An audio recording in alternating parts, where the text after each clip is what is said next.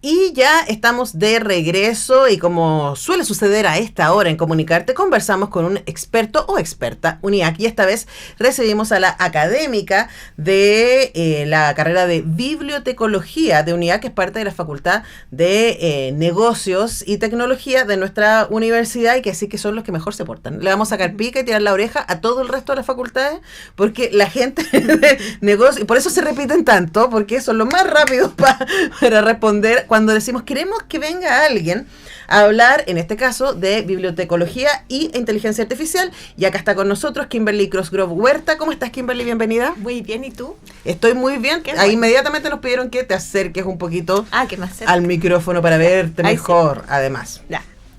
Exactamente. Bueno, y con Kimberly ya nos lanzamos a hablar de varias cosas que me interesan. Lo primero que quiero que expliquemos hoy día es qué hace un bibliotecólogo o bibliotecóloga. ¿Qué es esa carrera? Qué bueno, esta también oportunidad para poder explicar o para poder como desmitificar en realidad lo que hacemos nosotros, porque mucha gente ve en películas, ¿verdad? Como este personaje, a una señora con lentes, ¿verdad? Con un moño. Que hace callar a todo el mundo. Que hace callar a todo el mundo y no.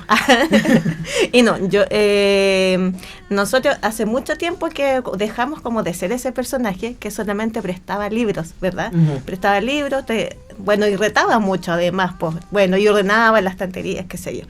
Hace muchos años dejamos ya de hacer eso. Nosotros realizamos mucho más lo que es la gestión sobre lo que es información. Somos súper transversales. Podemos trabajar en arte, podemos trabajar en archivo histórico, podemos trabajar en bibliotecas también comunitarias. Podemos trabajar también en las universidades, ¿verdad? Bueno, todo lo en fundaciones, en empresas, en todo lo que hay un material. Claro. Entonces podemos trabajar con libros, podemos trabajar con datos, como ciencia de datos también nosotros también somos los encargados de gestionar los datos, limpiarlos, etcétera.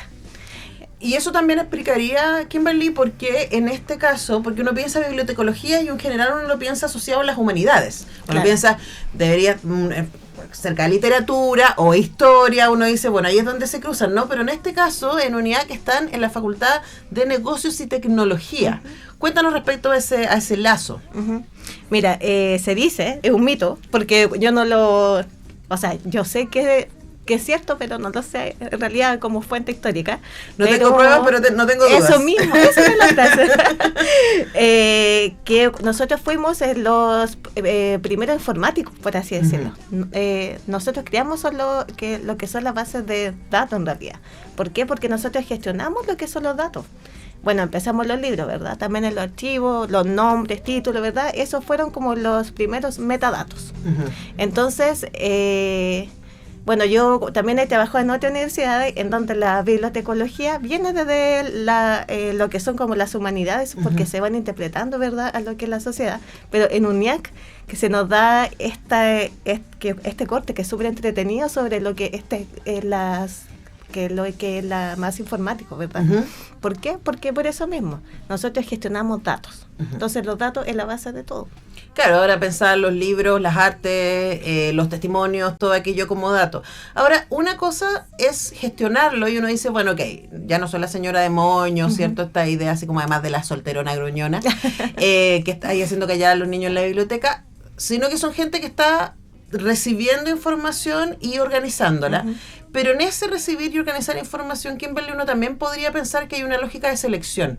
Exacto. Y una lógica de selección siempre involucra un poder, uh-huh. ¿cierto? Generalmente, ¿qué vale la pena guardar? ¿Qué vale la pena destacar? Y ahí, por ejemplo, para dar un ejemplo muy claro, recién en el siglo XX se empezó a pensar las historias de las mujeres, ¿cierto? Y las historias de los pueblos originarios y se sacó...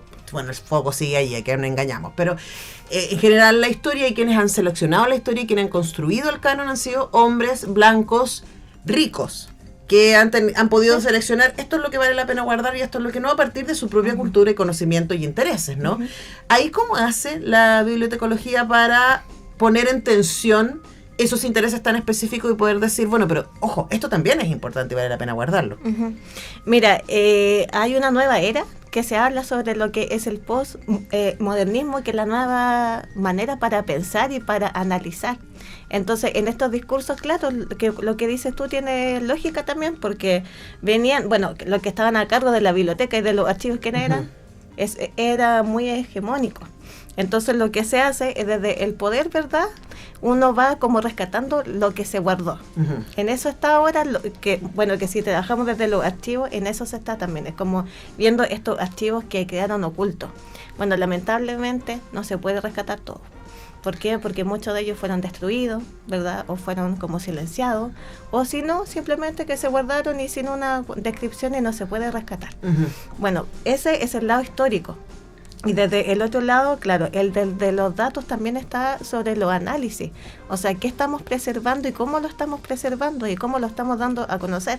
Porque uno puede tener muchos datos, ¿verdad? Uno puede tener documentos, uno puede tener fotos, pero si siguen ocultos en las organizaciones tampoco nos sirve eso para crear lo que es historia.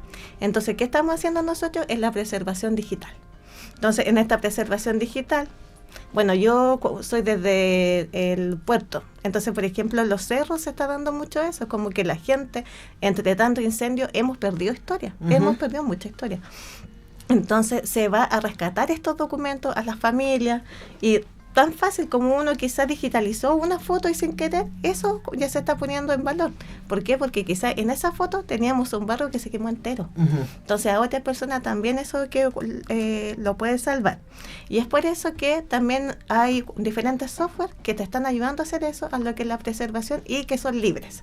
Entonces ya no está solamente dentro de los que somos bibliotecólogos, sino uh-huh. que también lo puede hacer cualquier comunidad. Entonces, el rol nuestro es darlo a conocer primero y también dar esos datos y cómo ellos los pueden gestionar y crear estos software. Sí, es que estaba pensando, pero eso es una cosa que tiene que ver con lo tecnológico, uh-huh. específicamente, que se cruza con el rol de la memoria y que pareciera que son cosas que son contradictorias, uh-huh. memoria y tecnología.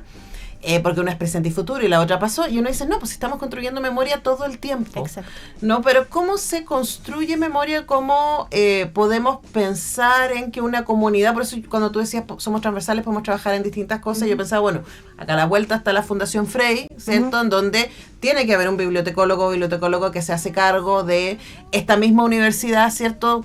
¿Dónde están sus documentos fundacionales? ¿Quiénes han sido sus rectores, cierto? ¿Cuáles han sido sus focos estratégicos a lo largo de su historia, etcétera? Alguien tiene que guardar y preservar eso, ¿no? Uh-huh. Pero, de vuelta, ¿cómo se define qué es lo que vale la pena guardar y también en qué material se guarda? Porque ¿es todo digitalizable? No. Es súper difícil el tema, porque aquí en Chile tampoco hay una política clara sobre lo que es resguardar información. Claro. Entonces ahí ya está nuestro primer gran problema, como una red flag gigante que se está trabajando también en el Archivo Nacional, en cómo lo vamos a recuperar. Entonces cada fundación tiene sus propias políticas. Claro. Por ejemplo, para mí puede ser un archivo histórico cualquier cosa, fundacional, por ejemplo, etcétera, pero para ellos quizás es un archivo secreto. Claro. Entonces pero igual está guardado. Pero quizás para otras personas eso es secreto y lo van a destruir. Porque no hay una política que te diga, sabes, que resguardan los 50 años, es súper importante. Claro, pues estaba pensando, por ejemplo, todo lo que hemos sabido a partir de los archivos secretos de la CIA. Exacto. ¿No? Y todo lo que eso estaba prohibido de leer, ¿cierto? Era uh-huh. secreto, hasta que llega un momento en que se dice, bueno, ya pasó el tiempo, se puede entregar para que los países, en este caso latinoamericanos, sepan efectivamente sobre las intervenciones de Estados Unidos. Y ese es un gesto muy de Estado, uh-huh. porque a ese Estado le debería dar vergüenza lo que hizo, pero al mismo tiempo hacerse cargo de su propia historia y decir, a ver, ojo, esto hemos sido. Y ahí viene mi otra pregunta, Kimberly, respecto a la relevancia de esa memoria, ¿no? Porque hoy día, especialmente grupos más extremos, ¿no? Están diciendo, no guardemos, cerremos esta parte de la historia. Estoy pensando desde movimientos... ¿cómo ponerlo? Que feministas extremos me suena así como contradictorio, pero hay quienes no, que estos cuadros no deberían mostrarse en los museos, ¿cierto? O estos libros deberían bajarse de las librerías, uh-huh. que es lo mismo que estar censurando desde el otro lado, ¿no? Claro. Que es lo que está pasando ahora en Estados Unidos, que estos libros no deberían leerse. La cantidad de libros baneados en Estados Unidos va sobre los 100.000, es impactante. Uh-huh. Entonces, ¿cómo hacemos convivir, ¿cierto?, esos diferentes puntos de vista del mundo, que además son epocales, con la necesidad de preservar? Es difícil la pregunta. Sí, a eso me dedico. La pregunta difícil. Porque mira, fíjate también en que ahí también está nuestro rol en el poder. Que yo siempre se lo digo también a mis alumnos cuando les enseño sobre el archivo histórico. El poder en que nosotros tenemos desde lo que es archivo, desde la misma como biblioteca, es muy amplio porque son archivos que para mí pueden ser importantes, pero para otras personas no. Es lo que yo te comentaba. Entonces, dentro de ese rol vienen las políticas, y las políticas según quién está también a turno. Entonces, por eso que se dan esos lujos de banear libros, ¿verdad? O de bajar quizás repositorios donde estaban todos los archivos históricos, o en los museos también quitar ciertas obras. Claro. ¿Cachai? Entonces, no hay algo que esté establecido y digan, no, pues. Eso se recuerda independiente en la memoria, ¿verdad? Como independiente pensamiento político, etcétera. Entonces, yo creo que es un problema que se debe ver, que se debe tocar. Y de hecho es un problema que hoy día tiene una salida súper cotidiana, que tiene que ver con el uso de las inteligencias artificiales. Porque las inteligencias artificiales han sido entrenadas y alimentadas con un tipo de conocimiento muy específico, que ha dejado fuera otros tipos de conocimiento. Entonces, hablemos de lo complejo de esa situación, porque claro, la inteligencia artificial se entrena con lo que hay, ¿cierto? Con lo que hay, que ha sido destacado, preservado, cuidado y escrito por un lugar, un punto de vista del mundo, en el general, hombres blancos heterosexuales, de clase alta, que han tenido el privilegio del discurso, el poder del discurso. ¿Cómo hacemos para que las inteligencias artificiales empiecen a considerar otros conocimientos y otros tipos de miradas? Yo lo veo complejo también. Pero ¿sabes por qué lo veo complejo? Porque claro, siendo que ellas se están alimentando desde todo lo que hay en internet, eso ya es casi imposible. ¿Por qué? Porque en internet tú te puedes encontrar desde todo. Sí, pues. Entonces, ¿por qué? Porque los datos tampoco han sido limpiados, por así decirlo. Entonces está todo también a disposición de ellos. Ahora, siendo eso así, uno podría pensar que es una gran posibilidad para la bibliotecología. Sí, pues, es la limpieza de datos. Si eso también es lo que nosotros hacemos. Mira, desde el usuario, en donde nosotros que les estamos enseñando también a cómo crear prompt, también efectivo, porque si ponemos un prompt, prompt es el mandato. Claro, el mandato de la que uno le da a la inteligencia artificial. O sea, actúa como, selecciona esto. Entonces, mientras menos amplio sea, es mejor. Entonces, porque muchas personas, claro, ¿cachai? Hasta ayer estaba hablando con una amiga que su hijo de 8 años, por ejemplo, o 9 años, ya está usando lo que es inteligencia artificial. Entonces ya le están dando, ¿verdad?, ciertos prompts también como general, así como dibújame un ciervo, ponte tú. Claro. Ya, que son cosas así como muy sencillas, pero también están preguntándole a lo que es la inteligencia artificial. Sí, y no hay un cuestionamiento, porque bueno, en nuestra época, ¿cachai?, existían las enciclopedias, por ejemplo, en donde uno iba, buscaba información, los diccionarios típicos que hay en la casa. Que también tenían un punto de vista, y también seleccionaban información, pero por lo menos sabíamos que esa información estaba validada. Exacto, y tenía ahí una fuente.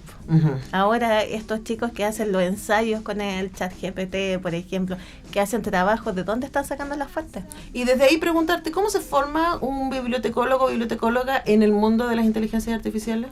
Bueno, nosotros lo que estamos haciendo desde dos campos. Primero, en Europa se están usando más que los bibliotecólogos, sean los arquitectos de estos prompts. Ajá.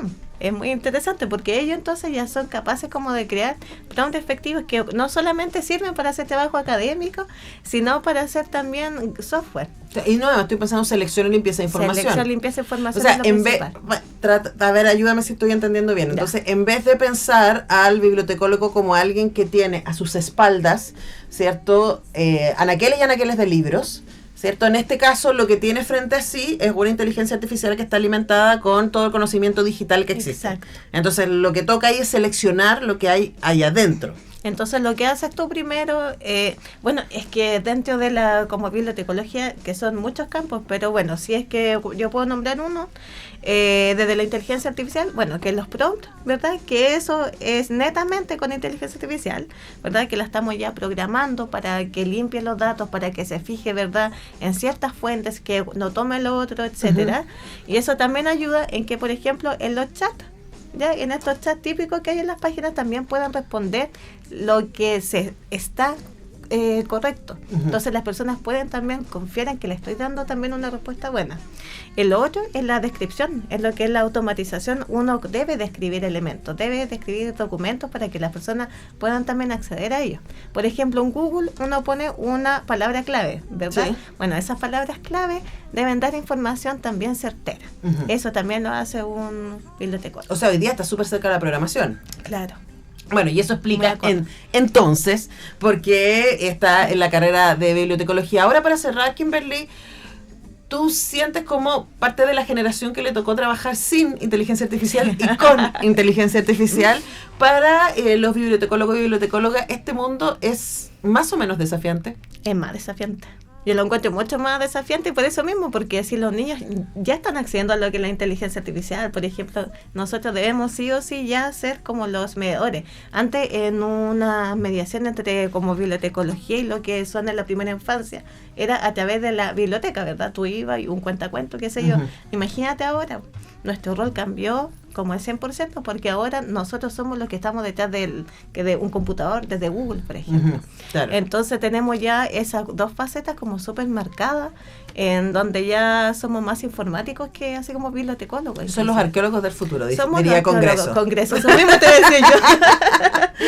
Exacto. Entonces, nuestra meta es seguir aprendiendo, ¿verdad? Para poder hacerlo bien, para que las personas puedan acceder bien a la información, para que ya no hayan matices tampoco, que la política tampoco sea también el impedimento para que se conozca lo que es una verdad. Sí. Aunque bueno, la verdad que nunca verdad. Pero por lo menos el dato. Luego uno interpreta. Uno puede interpretar. Pero el dato es el dato. Y que el dato sea correcto. Exactamente. Porque, ahí sí que tenemos tema, sí, y ahí hay un ejercicio de poder que es tremendo. Bueno, si ustedes quieren conocer más de la carrera, les invito a que puedan visitar. Ahí pueden ir a UNIAC, Facultad de Negocio y Tecnología, y se van a encontrar con Bibliotecología y Gestión de la Información. Miren qué lindo el título tiene esa carrera. Hemos estado conversando con la académica de Bibliotecología y de la Facultad de Negocios y Tecnología, Kimberly Crossgrove Huerta. Gracias por venir, Kimberly. Muchas gracias a ti.